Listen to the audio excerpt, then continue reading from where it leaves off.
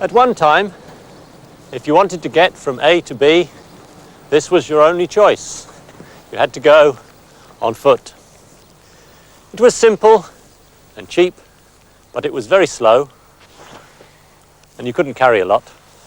And so in those days, people didn't travel very much. Today, things are very different.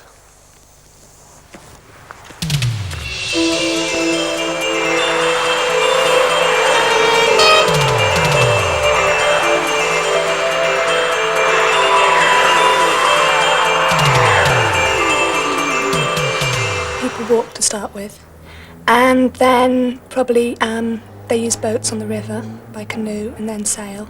On the land, they started using animals for things like horse-drawn carts and to get them around, really. What inventions have been important in the history of transport? I think the most important invention is probably the wheel. And then the steam engine for trains, and the engine for cars, and later jet engine for airplanes.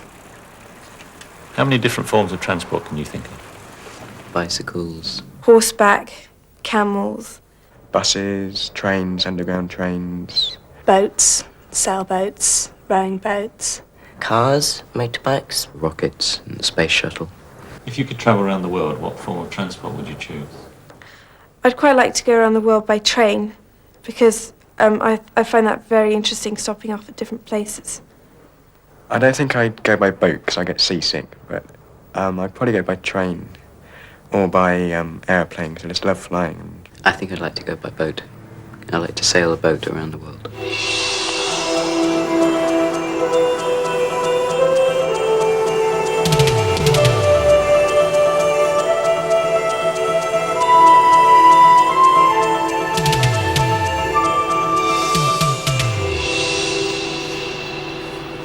We have a lot of different forms of transport today.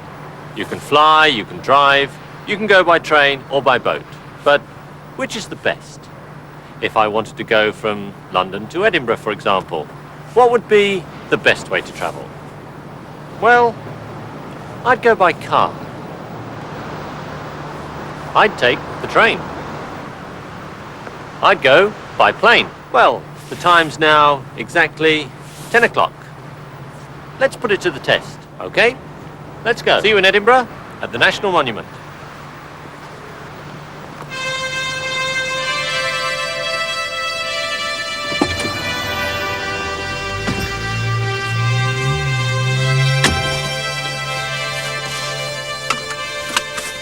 By car, I'm already on my way.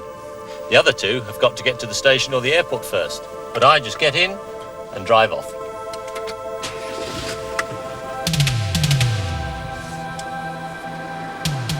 If I had a lot of luggage, I'd take a taxi to the station, but the tube will be faster if there's a lot of traffic. If I take the underground to the airport from here, I'll have to change, and it might be very crowded, so I'll take the easy way. Taxi!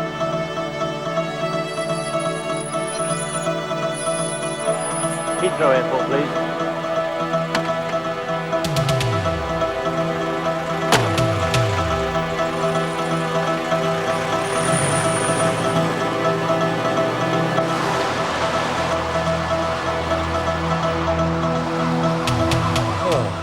If there wasn't so much traffic, I'd be on the motorway by now. Here is a special message for the driver, Mrs. Parker. Mrs.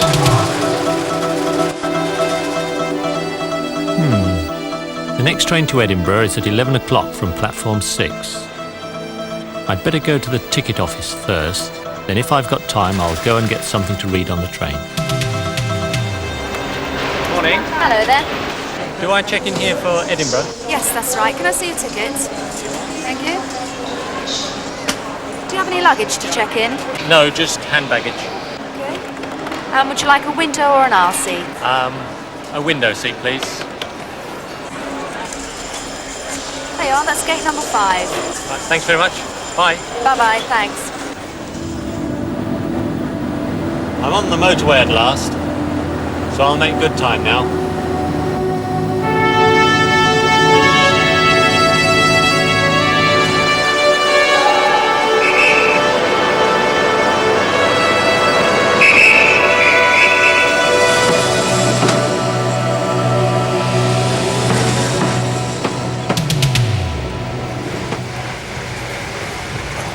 Excuse me, is this seat free? Yes, help yourself. Thank you.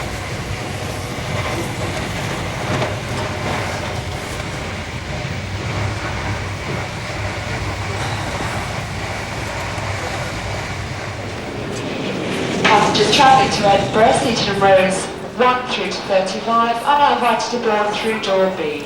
That's the It's time to get on the plane. to Edinburgh on PA 4782 are now invited to board.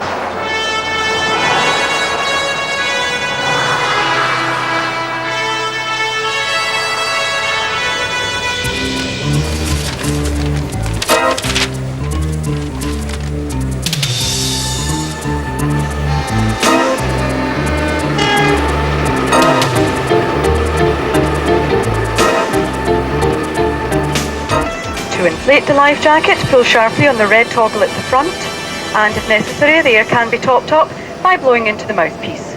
You will also find a whistle for attracting attention. We'll now pass through the cabin to make sure that the table in front of you is folded away, the back of your seat is completely upright with the armrest down, and your seatbelt securely fastened for takeoff. Thank you very much for your attention. We hope you sit back now, relax, and enjoy your flight up to Edinburgh with us.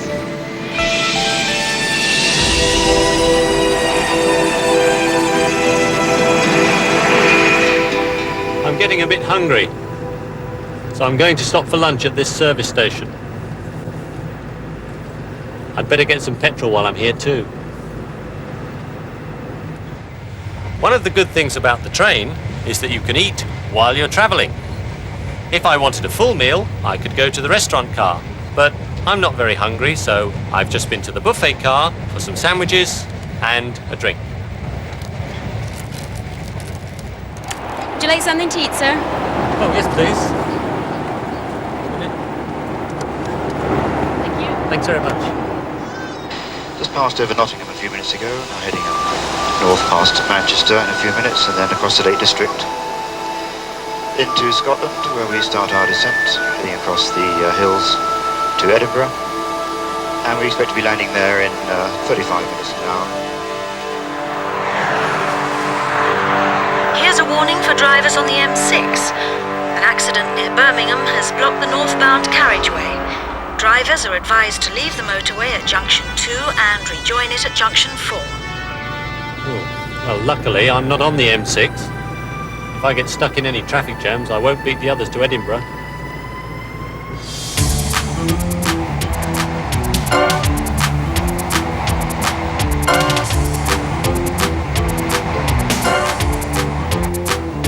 Now about 30 miles south of Edinburgh.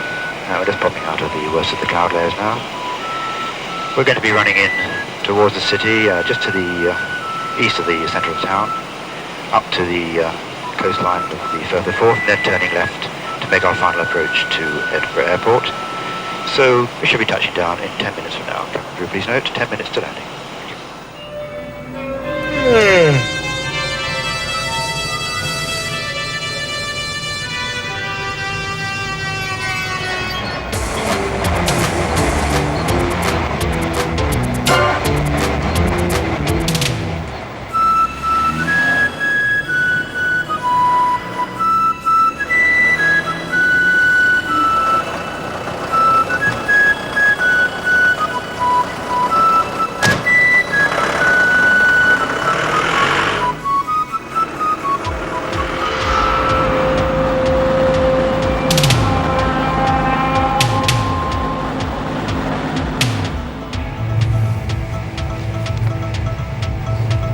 Not far now.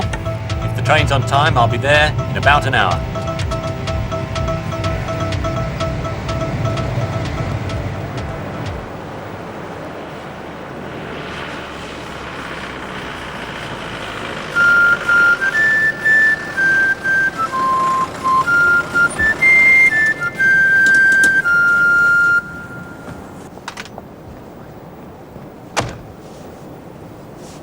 £12.50, sir.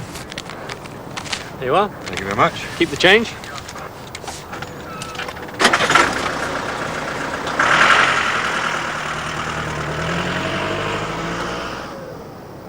Oh, good. The others aren't here yet. So I was right. The plane is the fastest. 3 hours and 45 minutes. This is taking a long time. I've been on the road for 5 hours now. And of course, if there were other people with me, the car would be the cheapest way to travel.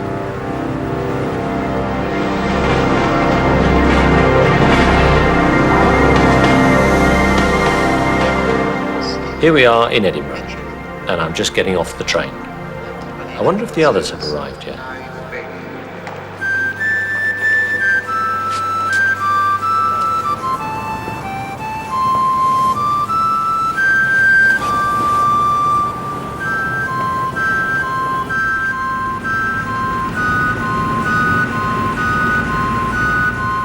At last, Bonnie, Scotland. I'm just crossing the border now.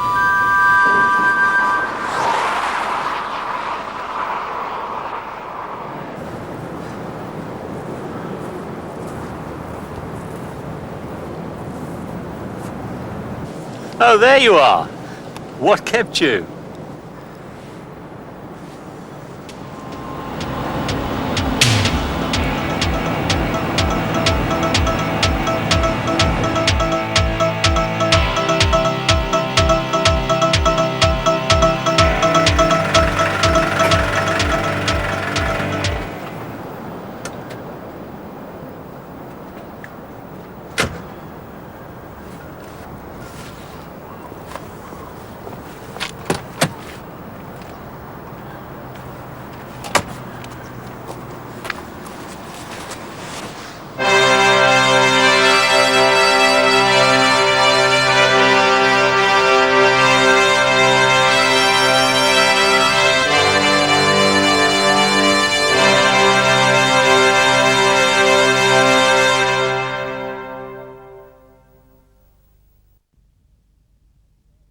You had to go on foot.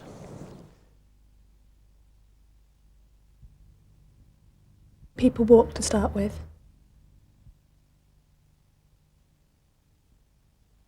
You can fly, you can drive, you can go by train or by boat.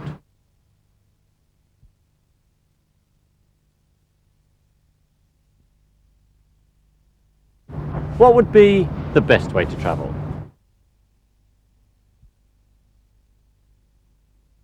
I'd probably go by train or by airplane.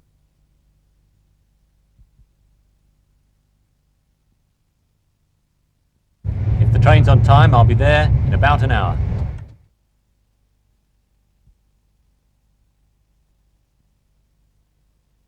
If I had a lot of luggage, I'd take a taxi to the station.